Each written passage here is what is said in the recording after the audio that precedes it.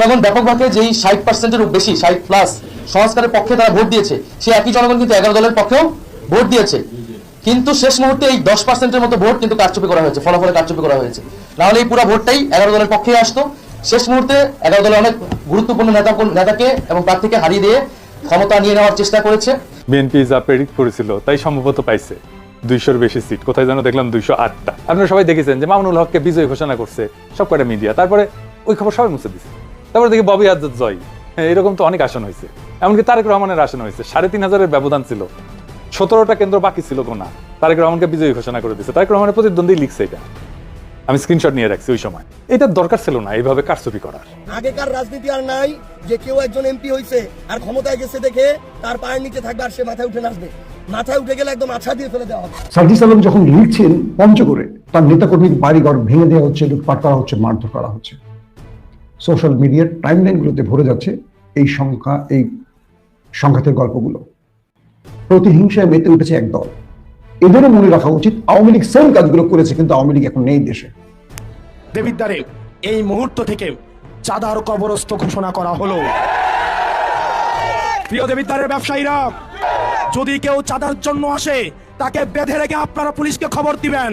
আসসালামু আলাইকুম দর্শক, নতুন একটা নিউজে সবাইকে স্বাগতম। দর্শক, ভিডিওর শুরুতেই যে ভিডিওগুলোর অংশ বিশেষ আপনারা দেখেছেন, ভিডিওর অংশগুলো দেখেই বুঝতে পেরেছেন যে আজকের এই ভিডিওটি কতটুকু গুরুত্বপূর্ণ এবং আকর্ষণীয় হতে চলেছে। দর্শক, তাই সবাইকে বলবো ধৈর্য সহকারে আজকের এই ভিডিওগুলো দেখতে হবে আপনাদের, তাহলে সবকিছু জানতে পারবেন বা বুঝতে পারবেন। তো চলুন কথা না বাড়াই ভিডিওগুলো দেখে আসি। দাঁড়ান, যারা এখন পর্যন্ত আমাদের এই চ্যানেলটি সাবস্ক্রাইব করেন, প্রতিনিয়ত এ ধরনের গরম গরম খবরগুলো পেতে আমাদের চ্যানেলটি সাবস্ক্রাইব করে দিবেন। যারা করেছেন ধন্যবাদ। চলুন একটা লাইক দিয়ে বিস্তারিত সবগুলো ভিডিওর আলোচনাগুলো শুনে আসি। নির্বাচন কমিশনের যে অ্যাপসটা আছে সেখানে দেখাইলো সব শেষ। ওরা দেখিয়েছে দাঁড়িপাল্লা 17 আর ধানের শীষ 12। প্রথমে কিন্তু 5টা না 6টা সব দাঁড়িপাল্লা, এরপরে সব শেষ এসে দাঁড়াইলো হইলো আপনার দাঁড়িপাল্লা হইলো এই 17 আর ওরা 12। হঠাৎ করে অ্যাপসটা বন্ধ হয়ে গেল। ওইখানে আর কোনো কিছু দেখায় না, কিচ্ছু দেখা যায় না। আমি আপনাদেরকে এখনও দেখাই, সেখানে আপনারা যদি যান, আপনারা নিশ্চয়ই অনেকেই এখানে এই অ্যাপসটার ব্যাপারে আপনাদের জানা আছে। এই যে দেখেন রেজাল্ট শেষ হয়ে গিয়েছে, প্রধানমন্ত্রী বসে যাবে কিছুক্ষণের মধ্যে। সেই দেশে এখন পর্যন্ত নির্বাচন কমিশনের এই চোরের বাচ্চাদের সাথে আমার সমস্যাটা কেন হয়েছে সেটা এই দেশের মানুষ হারে হারে টের পাবে। এই চোরের বাচ্চারা আসার পর থেকে শুরু থেকে এরা জাউরামি শুরু করেছে। ইন্টারন্যাশনাল জাউরা একটা নিয়ে বসাইছে ওইখানে, ন্যাশনাল জাউরাদের পাশাপাশি ইন্টারন্যাশনাল জাউরাও সেখানে বসেছে। সেই জাউরারা বসে তারপরে কি করলো, যারা ওদেরকে বসাইলো ওদের নাম দিল মব নাম দিয়া তারপরে করলো কি, ওদের দায় মুক্তি দিল। শুয়ারের বাচ্চা দায় মুক্তি, শেখ হাসিনারে খেদাইছে, এটার দায় মুক্তি। এটা কি অপরাধ করছে যে ওর দায় মুক্তি দিব? হিটলারের দেশে দায় মুক্তি দেওয়া হয়েছিল, মুসলিনের দেশে দায় মুক্তি দেওয়া হয়েছিল, কয়েকদিন আগে সিরিয়াতে হয়েছে, দায় মুক্তি দেওয়া হয়েছে। জীবনে কোনোদিন কোনো বিপ্লবে দায় মুক্তি দেওয়া হয়? দায় মুক্তি দিলে কি হয়, এটা বাংলাদেশেই উদাহরণ আছে। জিয়াউর রহমান ইন্ডেমনিটি দিয়ে গিয়েছিলেন, এই আপনার ইন্ডেমনিটিটা যদিও মুস্তাকের সময় দেওয়া হয়েছিল, সে এক্সটেন্ড করেছিল, সে ওটারে উদ্যোগ করে নাই, কিন্তু ইন্ডেমনিটি দেওয়া হয়েছিল যে 15ই আগস্টে এটা নিয়ে কোনো বিচার করা যাবে নাই, সেই বিচার হয় নাই। আজকে যে দায় মুক্তি দেওয়া হয়েছে, এই দায় মুক্তি দিয়ে ইউনূস প্রমাণ করে গিয়েছে যে এরা অপরাধ করেছে, এই অপরাধের বিচার করা যাবে না। আমি অপরাধ করিনি, আপনি দায় মুক্তি দিবেন কেন? যেদিন দায় মুক্তির কথা বলা হয়েছে, দায় মুক্তি অধ্যাদেশ যেদিন জারি করা হয়েছে, সেদিন এই যে যারা আছে আজকে বিপ্লবী, যারা জুলাই আন্দোলনের নেতৃত্ব দিয়েছিল, এদের ফাঁসির দড়ি রেডি করে গিয়েছে সেদিন থেকে। এরা এসে এখন সুশীল সাজে। একদম শুরুতেই মাহমুদুর রহমান যখন দেশে গেল, মাহমুদুর রহমান দেশে যাবে, তারা মাহমুদুর রহমানের 3-4 দিন দেশে জেলে থাকতে হইলো। ওনারা আইন মেনে, তারপরে তুই কোন আইন দিয়ে আরে উপদেষ্টা হয়েছিলি আমার বলতো, কোন আইন তোরে শেখ হাসিনার দেশ থেকে বার করাইলি? শেখ হাসিনার সংবিধানে কোনো অসাংবিধানিক কোনো অনির্বাচিত সরকারের কোনো অস্তিত্ব আছে? সেই সংবিধানের উপরে বসে তোরা চুপ করে রেখে দিছিস, তোরা আসছিস এদের বিরুদ্ধে দায় মুক্তি অধ্যাদেশ দেশ। এই দায় মুক্তি দিয়া আমি আজকে আমার আল্লাহ কতদিন বাঁচিয়ে রাখবে সেটা জানি না, সারা জীবন তো বেঁচে থাকবো না। আমার মৃত্যুর আগে হোক আর পরে হোক, আপনাদের একটা জিনিস বলে গেলাম, এই দায় মুক্তি দিয়া যারা এই হাসনাত, সার্জিস, নাহিদ, আসিফ, মাহফুজ যারা আছে না, এদের ফাঁসি একদিন এই দেশে হইতে পারে যদি এই দেশে আবার আওয়ামী লীগ ব্যাক করে। আর আওয়ামী লীগ যে ব্যাক করবে সেটা মোটামুটি গ্যারান্টি হয়ে গিয়েছে। আওয়ামী লীগ আপনি রাজনীতি এই দেশে করতে দিবেন, রাজনীতি করতে দেওয়ার পরে মনে করেন 10-15 বছর পরে আওয়ামী লীগ আসলো, আপনাদের এই বিচার করবে না? বিচার তো করার জন্য আপনি সুযোগ দিয়েছেন, আপনি বলেছেন আপনি অপরাধ করেছেন, সেটা দায় মুক্তি দেওয়া হয়েছে, দায় মুক্তি অধ্যাদেশটা বাতিল করে দিল। কি করবেন? 15ই আগস্টের ঘটনায় সব কটার ফাঁসি দেওয়া হয়েছে না? এই এই একই দায়মুক্তির অধ্যাদেশ করা হয়েছিল তো, তাই না? এই ইন্ডেমনিটি দিয়েই তাদের বাঁচিয়ে রাখা হয়েছিল, দেশ থেকে বের করে দেওয়া হয়েছিল। তারপরে জিয়াউর রহমান যদি সেদিন এই বিপ্লবীদেরকে দেশে রেখে তারপরে যদি সরকার পরিচালনা করতো, সেই বিপ্লবী সরকার দিয়ে যদি পরিচালনা করতো, তাহলে জিয়াউর রহমানরা মরতে হতো না। জিয়াউর রহমান এই একই পাকনামি করে তারপরে তাদেরকে, মেজর ডালিম যিনি এখন বাইরে আছেন, যদি আধা ঘন্টা তার সাথে কথা বলেন, তাহলে 29.5 মিনিট জিয়াউর রহমানের গালাগালি করে উনি। বিশাল ক্ষোভ তার, প্রচণ্ড ক্ষোভ, অনেক ঘৃণা আমার দেশের প্রতি। কারণ এই দেশ তারা বাঁচিয়ে গিয়েছেন, এই বীর যোদ্ধাদেরকে আমাদের দেশের মানুষ সম্মান করতে পারে নাই, এই জন্য আজকে দেশের এই অবস্থা। আপনারা এখন দাঁত কেলায়া তারপরে হাসেন, আরে বাবারে বাবারে বাবা, কত নির্লজ্জ হইলে একটা মানুষ। আরে একটা মানুষ জানে না আমরা কারা, আমরা কী কথা বলি আমরা জানি না।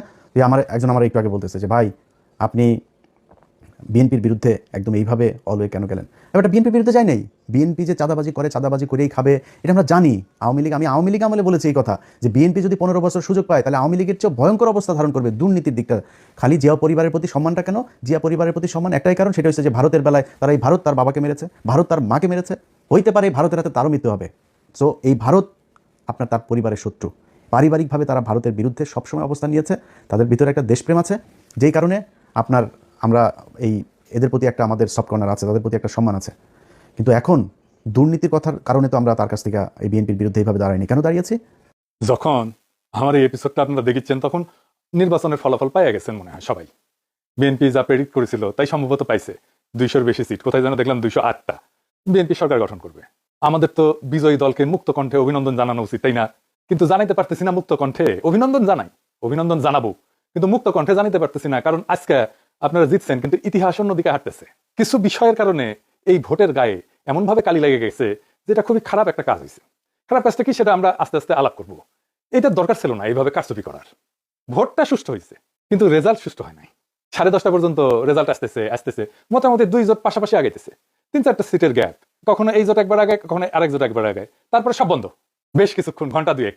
তারপরে তত্তর করে বিএনপি আগে যেতেছে। আর জামাত জোট মনে হয় ঢাকার জ্যামে আটকেছে, আর নড়ার কোনো নাম নাই। ওইখানেই থাকলো। 40 থেকে বিএনপি 208 হইলো। আচ্ছা বলেন তো, কখনো এভাবে ডেটা ফাংশন করে? ভোটের সব তো একটা অঙ্ক, এটাকে এইভাবে ফাংশন করে? মানে এটা বিজ্ঞানের কথা, ব্রেনটের কথা আর কি, এডুকেশনের কথা। এগুলো তো র্যান্ডম নাম্বার। যেভাবে ভোটের রেজাল্ট ঘোষণা করা হয়েছে, এর কোনো প্যাটার্ন মানে নাই।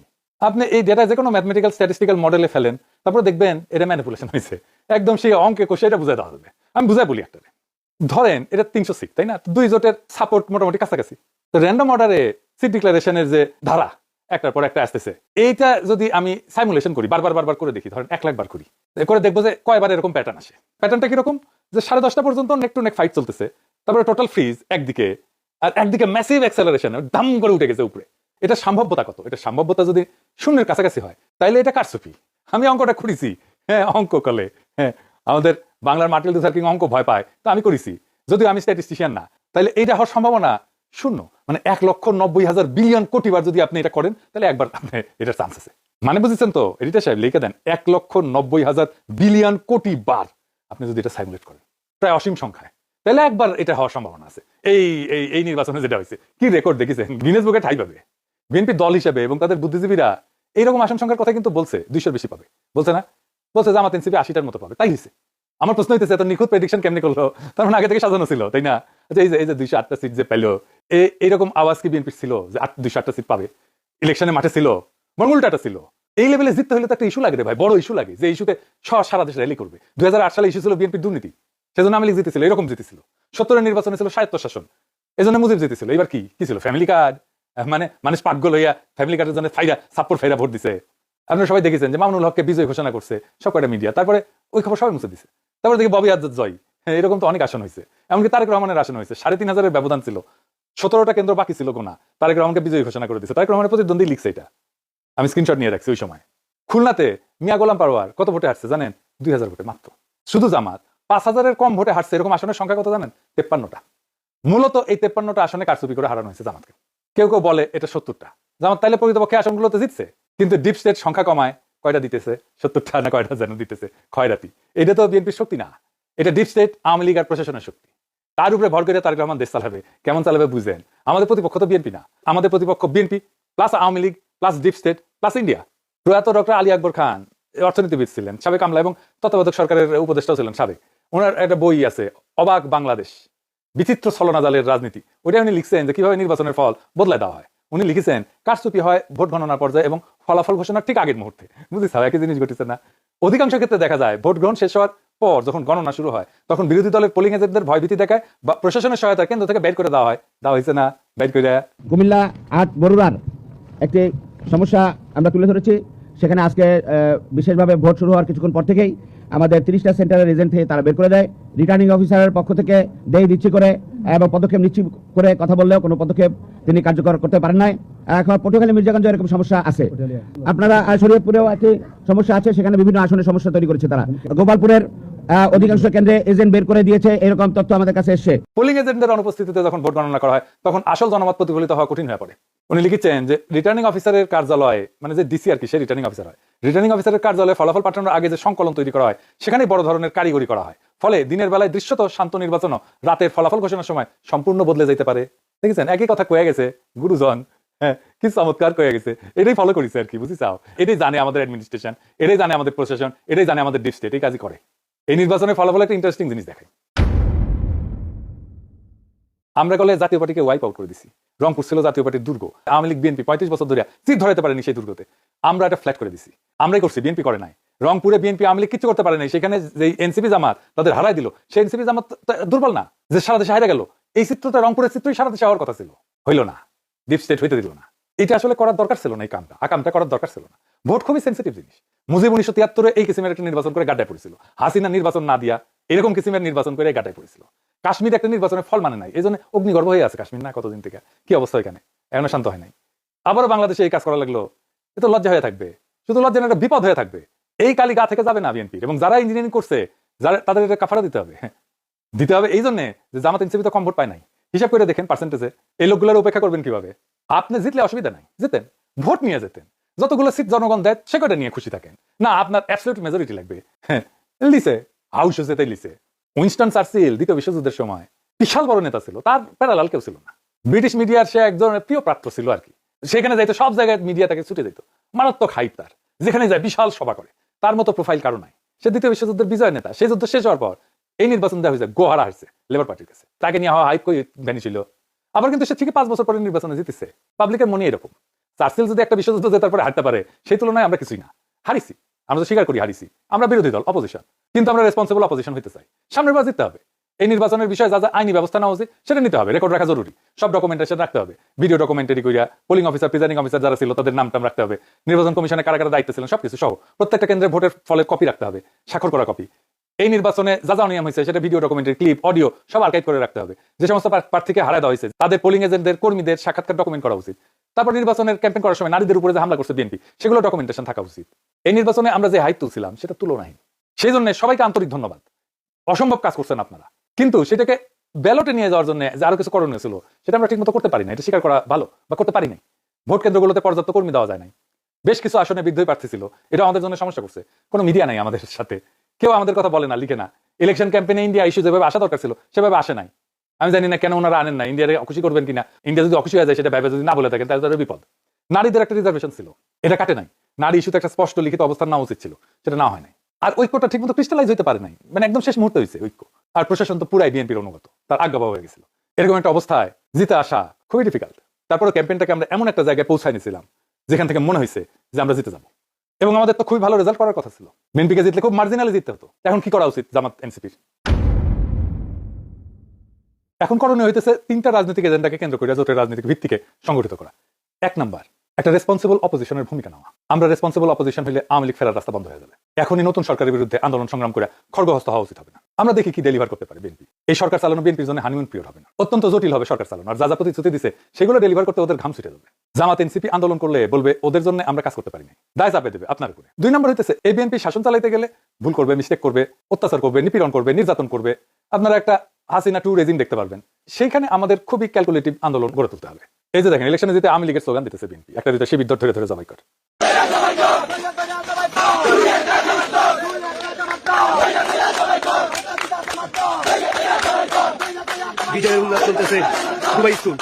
শুনেছেন? শুধু তাই না, আজকে শিবির নেতাদের বাসায় হামলা করতেছে।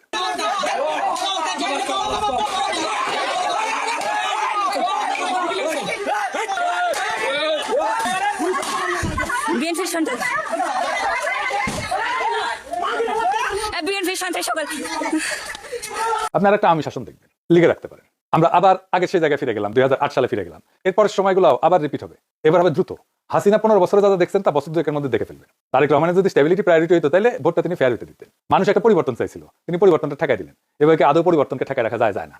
আর 3 নাম্বার স্ট্র্যাটেজি হইতেছে আজকে যে শক্তি জামাত আর এনসিপির পিছনে দাঁড়াইছে সেই শক্তিকে সংহত কইরা পরের নির্বাচনের জন্য আজ থেকে প্রস্তুতি নেওয়া উচিত। এই নির্বাচন কিন্তু দেখাই দিল যে বাংলাদেশ এখনো গণতান্ত্রিক পরিপক্কতায় পৌঁছায়নি, কিন্তু এই ভোট প্রমাণ করলো একটা বিকল্প শক্তি উঠে এসেছে। এই শক্তিকে আর থামানো যাবে না। আর বিএনপি যেহেতু আওয়ামী লীগ আর হাসিনার দেখানো পথে যাইতেছে, তাই সে হাসিনার অন্তিম যে লক্ষ্য সেটার দিকেই যাবে। এটাই ইতিহাসের শিক্ষা। তবু আপনাদের জন্য শুভকামনা। আমরা লক্ষ্যে অবিচল থেকে আগায় যাব, জনগণকে সাথে নিয়ে যে আজাদির কাফেলা আমরা শুরু করছি তার সাথেই যাব। দেখা হবে রাজপথে।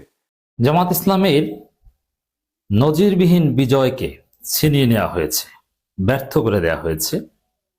কিভাবে অতি সূক্ষ্ম এবং ভয়ানক কারচুপি করা হয়েছে, ইঞ্জিনিয়ারিং করা হয়েছে, রেজাল্ট টেম্পারিং করা হয়েছে, আমাদের কাছে দেশের বিভিন্ন জায়গা থেকে, বিশেষ করে ঢাকার আসনগুলোতে, ঢাকায় গুরুত্বপূর্ণ ইনক্লুডিং তারেক রহমানের আসন সহ সব আসনে জামাত জিতেছে, কিন্তু হারিয়ে দেওয়া হয়েছে। This is true. প্রত্যক্ষদর্শী অনেকের কাছ থেকে আমি তথ্য প্রমাণ পাচ্ছি এবং অবাক হচ্ছি। হ্যাঁ, জামাত এখানে ব্যর্থতার পরিচয় দিয়েছে, তারা ইনস্ট্যান্ট কিছু করতে পারেনি। ভয়াবহ কারচুপি হয়েছে, দেশের বিভিন্ন জায়গায় হয়েছে, ঢাকায় হয়েছে সবচেয়ে বেশি।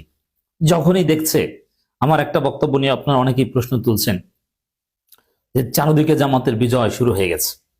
হ্যাঁ, বিজয় শুরু হয়ে গেছিল, এটাই সত্য, আমি সঠিক বলেছিলাম। কিন্তু ওই বিজয় দেখেই ওরা হঠাৎ ভোট গণনা বন্ধ করে দিয়েছে, ফলাফল প্রকাশ বন্ধ করে দিয়েছে। তারপরে গভীর রাতে ধীরে ধীরে টেম্পারিং করেছে, অল্প ভোটের ব্যবধানে জামাতের প্রার্থীদেরকে হারিয়ে দিয়েছে। কমপক্ষে 53 আসনে ইঞ্জিনিয়ারিং করে জামাতের নিশ্চিত বিজয়কে ছিনিয়ে নেওয়া হয়েছে। জামাতের ভাইয়েরা, আপনারা হতাশ হবেন না, আপনারা জিতেছেন কারণ জনগণ আপনাদেরকে ভোট দিয়েছে। আল্লাহ সাক্ষী, কারা কোন দলকে ভোট দিয়েছে আমরা তো জানি, আল্লাহ দেখেছেন। তা ভোট চুরি করে যদি কেউ এমপি হয়ে থাকে, ওদের উপর আল্লাহর গজব টুডিয়া টুমোর পড়বে, যেরকম আওয়ামী লীগের উপর পড়েছে। জামাতের বিজয়কে ছিনিয়ে নেওয়া হয়েছে, এটাই সত্য কথা। দেশব্যাপী সূক্ষ্ম কারচুপি হয়েছে, তথ্য প্রমাণগুলো জামাত কম্পাইল করছে। তবে হ্যাঁ, এখন জামাত ইনস্ট্যান্ট কোনো অঘটন ঘটাতে পারেনি। আমির জামাত চুপচাপ কেন? হয়তো এই এক্সিস্টিং পাওয়ার স্ট্রাকচারের সাথে টেকা এত সহজ নয়। জামাত দীর্ঘ 17 বছর জুলুম নির্যাতনের মধ্যে ছিল, এখন আবার যদি পাওয়ার স্ট্রাকচারের সাথে সরাসরি কনফ্লিক্টে যায়, এটা খুব কঠিন। সাধারণ জনগণ জুলাইয়ের মতো তো আর জামাতের পক্ষে ওইভাবে হয়তো বা দাঁড়াতো না।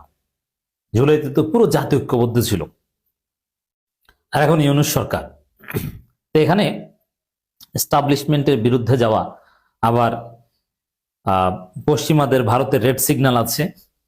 হয়তোবা আমিরে জামাত দেশকে ভয়াবহ কোনো বিপর্যয়ের হাত থেকে, এই টেম্পারিং মেনে নিয়ে তুলনামূলক বড় ক্ষতির হাত থেকে, বড় কোনো অঘটনের হাত থেকে জাতিকে রক্ষা করেছেন। তখন অনেকে বলতেন যে জামাত এই হটকারী সিদ্ধান্ত নিয়েছে, নির্বাচনের বিরুদ্ধে এই করেছে সেই করেছে, এই কারণে দীর্ঘমেয়াদে দেশ একটা মহা অশান্তিতে পড়ে গেছে। এখন যেটা হবে, বিএনপি অলরেডি সন্ত্রাস শুরু করে দিয়েছে, আমরা প্রতিবাদ করতেই থাকব, এর ফলাফল হবে ভয়াবহ। আওয়ামী লীগের পরিণতির কথা স্মরণ করিয়ে দিব। দেশের বিভিন্ন জায়গায় বিএনপি সন্ত্রাসীরা জামাত এবং এনসিপির উপর হামলা করছে, বাড়িঘরে হামলা করছে, আগুন দিচ্ছে।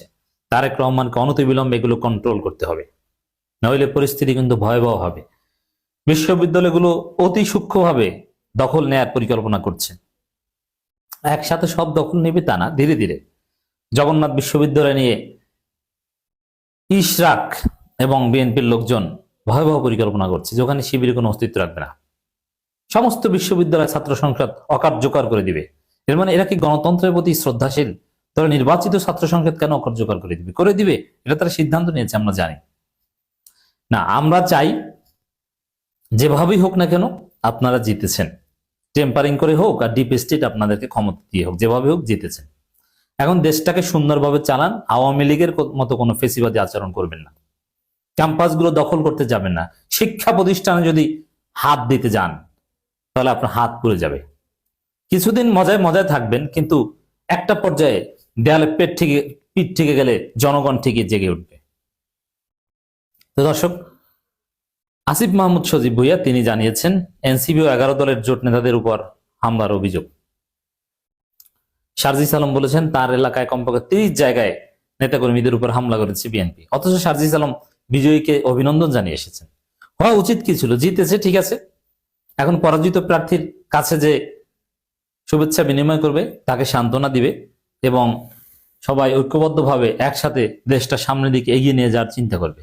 That should have been. আর তারা হামলা করা শুরু করেছে। যদিও লার্জ স্কেলে অতীতের নির্বাচনগুলোতে যেটা হয়েছে সেরকম হয়নি, কিন্তু তারপরও একটা হামলাকে আমরা টলারেট করতে চাই না। তারেক রহমানকে এগুলি স্ট্রিক্টলি দমন করতে হবে, নইলে কিন্তু পরিণতি ভালো হবে না। তো দর্শক, দেশের বিভিন্ন স্থানে এনসিপি 11 দলীয় জোটের নেতাকর্মীদের উপর হামলা অভিযোগ করেছেন জাতীয় নাগরিক পার্টির মুখপাত্র আসিফ মাহমুদ সজীব ভুইয়া। অভিযোগ অনুযায়ী হামলাকারী শুধু নেতাদেরই নয়, তাদের বাড়িঘর ও পরিবারের সদস্যদের হুমকি দিচ্ছে। এই যে বাড়িঘরে হামলা করা, এটা সুস্পষ্টভাবে মানবাধিকার লঙ্ঘন। হামলার ঘটনাগুলো যার সামনে আসে, কিন্তু হামলা যেগুলো করা হয়নি, অলরেডি থ্রেট দেওয়া হয়েছে, এগুলো অনেকে চুপচাপ, অনেকে বাড়ি থেকে চলে গেছে, এরকম ঘটনা ঘটেছে। এটা কেমন বাংলাদেশ? এত রক্ত, এত জুলাই, এরপরে নেতাকর্মীরা বাড়ি থাকতে পারবে না, নির্বাচনে জয় পরাজয়ের কারণে, তাও আবার ডিপি স্টেটের মেকানিজম করে জয়, এর কারণে? এটা হতে পারে না। জামাতকে এখানে স্ট্রিক্ট রোল প্লে করতে হবে। এদেশের নাগরিক, তারা নাগরিক অধিকার, রাজনৈতিক অধিকার তাদেরকে পেতে হবে। একজন জামাত এনসিপির গায়ে যদি হাত দেওয়া হয়, কয় ঘন্টার হিসাব নিতে হবে। এখন থেকেই সোচ্চার হন, আসেন। তো জামাতের নিশ্চিত বিজয়কে ছিনিয়ে নেওয়া হয়েছে। এখন হ্যাঁ, জামাত রিয়েলিটি মেনে নিয়েছে। জামাত এই নির্বাচন বানচাল করো, জ্বালাও করো, এগুলো করতে পারবে না, এগুলো করবে না। এগুলো করলে দেশ আরো ভয়াবহ বিপর্যয়ের মধ্যে পড়বে। কারচুপির মাধ্যমে যে ক্ষতি হয়েছে, তার চাইতে বড় ক্ষতি হবে যদি জামাত এখন রিয়াকশন দেখায়। এটা আমিরে জামাত বুঝে শুনে, আমিরে জামাতের সিদ্ধান্তকে অনেকে মানতে পারছেন না। বুঝবেন, কিছুদিন পর বুঝবেন যে আমিরে জামাত কতটা দূরদর্শী সিদ্ধান্ত নিয়েছে। নইলে ভয়াবহ বিপর্যয় নেমে আসবে, আবার সেই অত্যাচারের স্টিম রোলার নেমে আসবে জামাত ইসলামীর উপর। কারণ ডিপ স্টেট এটা মারাত্মক জিনিস। জুলাই বিপ্লব ডিপ স্টেটকে কিচ্ছু করতে পারেনি, সে আগের স্ট্রাকচার বহাল। আমরা অনেক কিছু বলেছি, কিন্তু কিছু হয়নি, ধরাছোঁয়ার বাইরে কিছু হবে বলে মনে হচ্ছে না। তো এই পরিস্থিতিতে জামাতের এখানে তেমন কিছু করার ছিল না। জাতি হিসাবে আমরা অসহায়, অন্যায়ের কাছে আমাদের মাথা নত করতে হচ্ছে। দর্শক শ্রোতা, আশা করি সবগুলো ভিডিও দেখেছেন এবং সকল বিশ্লেষকদের বিশ্লেষণগুলো মনোযোগ সহকারে শুনেছেন। তো প্রত্যেকটি বিশ্লেষকদের বিশ্লেষণ শোনার পরে আপনারা কি জানলেন, বুঝলেন? আপনাদের মূল্যবান মতামতটা ভিডিওর কমেন্ট বক্সে জানিয়ে দিন। আর হ্যাঁ, পারলে ভিডিওটি শেয়ার করুন। যারা এখন পর্যন্ত আমাদের এই চ্যানেলটি সাবস্ক্রাইব করেনি, প্রতিনিয়ত এই ধরনের গরম গরম খবরগুলো পেতে আমাদের চ্যানেলটি সাবস্ক্রাইব করে আমাদের সাথে থাকুন।